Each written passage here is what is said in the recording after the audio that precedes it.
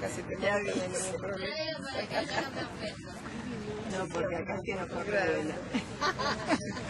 Gracias. Bueno, aquí lo pones. Ay, nena, este que me regalaste no lo quiero pinchar, porque es pinchar. Todo no se puede en la vida. ¿Qué le pasó a Rosana?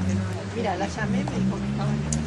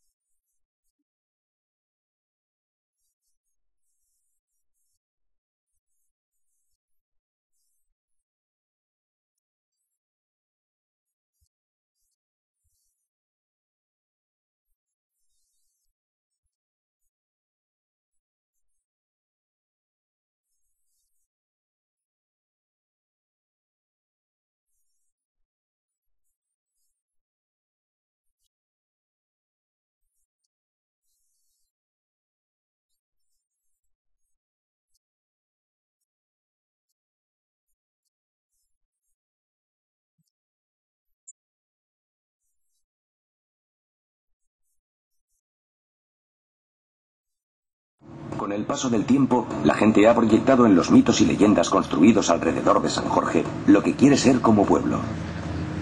Esta encarnación legendaria de la voluntad popular ha hecho de la figura de San Jorge un símbolo de libertad y un punto de referencia en la lucha por las libertades nacionales.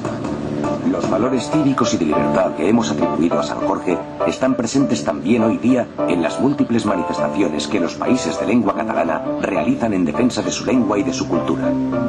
Salvador Espriu invoca la protección del santo en esta oración.